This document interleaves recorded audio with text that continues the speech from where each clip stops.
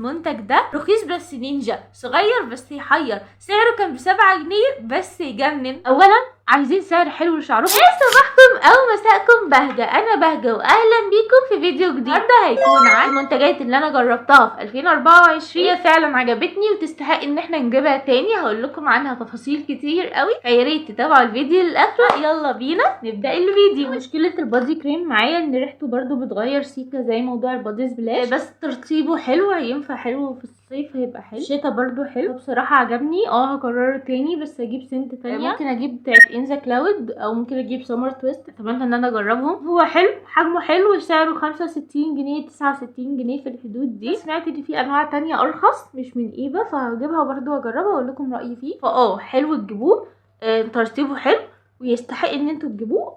معايا دلوقتي مرطب البشره ده السكين سايد، يرطب البشره حلو. هو مرطب يومي، هو بالهايلورونيك اسيد، طبعا دي ميزه حلوه قوي. حلو يرطب البشره حلو، بس انا مشكلتي معاه سعره. هو بصوا حجمه صغنن خالص، حجمه 50 مللي، فان انتي تستخدميه يوميا لا. انا قعدت شهر او شهرين استخدمه يعتبر يوميا، يوم يوم لا. وبصوا معايا بسرعه قوي. انا بصراحه ما عجبنيش في نقطه اولا ان سعره غالي، اغلى من 300 جنيه يعني 300 ده طبعا غالي بالنسبه لحجمه. هو ما بيقعدش معاكم وقت كبير. صراحه هجيبه في حاله واحده بس، لو انا معايا المبلغ بتاعه، يعني لو معايا مبلغ ان انا اقدر اجيبه فهجيبه. لو معيش بصراحه هلجأ لمنتجات تانية ترطب البشره او تقعد معايا فتره اطول. لكن لو معايا هجيبه عشان الهيالورونيك اسيد، طبعا دي حاجه حلوه قوي للبشره ومفيد جدا للبشره. هي بقى اسعار غاليه. نخش على الحاجات اللي في المتناول. جماعه زيت فاتيكا انا اكتشفته السنه دي. زيت فاتيكا بقاله قرن موجود بس انا اكتشفته السنه دي. اولا عايزين سعر حلو لشعركم، هو زيت فاتيكا سعره حلو قوي قوي. العبوه الصغيره دي كانت ب10 جنيه، العبوه الكبيره كانت بحاجه 40 جنيه، في عبوه متوسطه حاجه و20 جنيه، فيعني اسعار حلوه قوي. بيرطب البشره حلو، بيرطب الشعر حلو، بيخليه يقعد يوم او يومين، الهيشان فيه قليل او مش موجود. انا طبعا ما بحبش ملمس الزيوت، ما بيزيتش الشعر، ما جربتش احطه على الفرن، ما جربتش اعمل بيه حمام زيت، معرفش لو اتحط على البشره هيزيت ولا لا. ولكن على الشعر اطراف الشعر لا، ما بيزيتش وبيخلي الشعر حلو وناعم ومفيش هيشان والدنيا سهله وبسيطه وجميله. حسيت ان هو بيغمق اللون سيكا وانا حطاه، فمش عارفه بصراحه هل ده صح ولا انا تخيلات. ولكن المهم يعني هو سعره حلو قوي ومناسب وحجمه حلو. الحجم الكبير ده حجمه حلو وبيقعد فتره حلوه على حسب استخدامك، هل استخدامك يومي ولا لا. كمان عايزه اقول لكم دي الروائح الحلوه اللي فيه.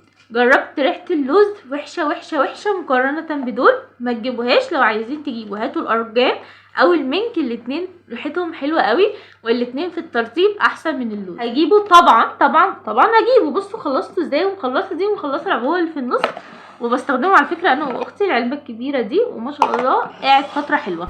بصوا انا ده ما جبتهوش في 2024، انا جبته في 2022، ولكن من كتر جمدانه انا محتفظه بالعلبه بتاعته، عماله ادور عليه.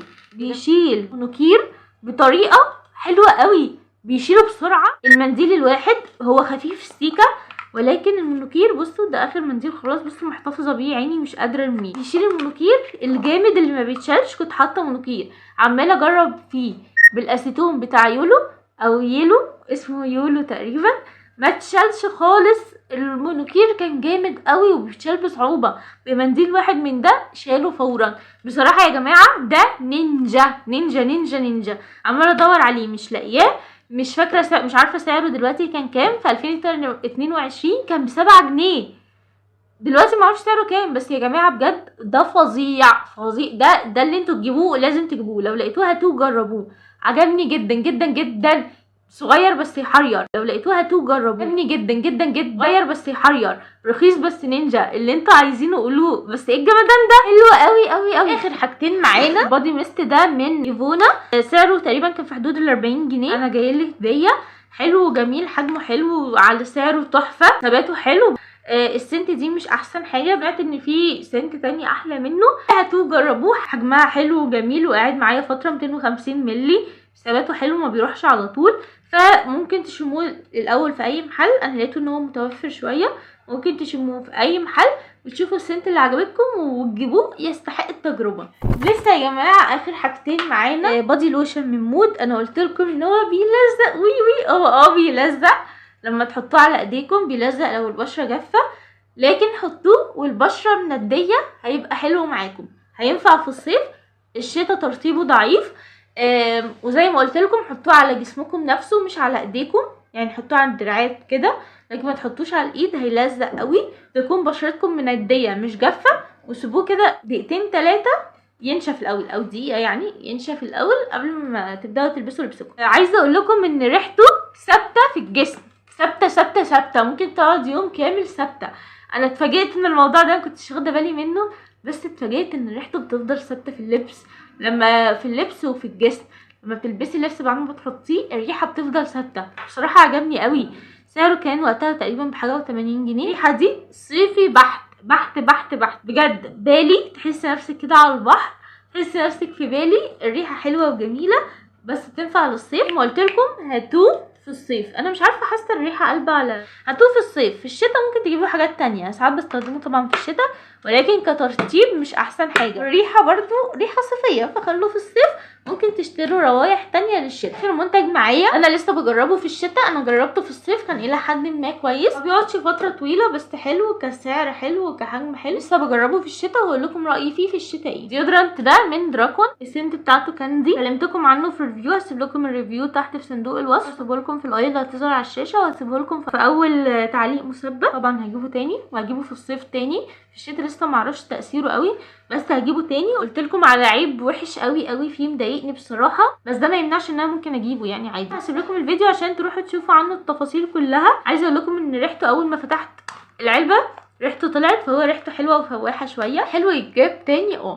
ما بصراحه ما عملنيش الحمد لله لا حساسيه ولا التهابات ولا اي حاجه الحمد لله يعني. ده كان فيديو النهارده. لو فيديو النهارده عجبكم يا ريت ما تنسوش تعملوا لي لايك، وتكتبوا لي تحت في الكومنتس الفيديو عجبكم ولا لا، وايه المنتجات اللي انتوا هتستخدموها وعجباكم وهتكملوا تجيبوها بعد كده على طول.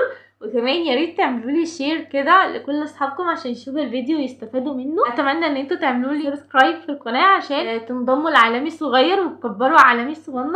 واهم حاجه ما تنسوش تفعلوا الجرس عشان يوصلكم كل الفيديوز اللي جايه. اشوفكم ان شاء الله في فيديو جديد، ومع السلامه.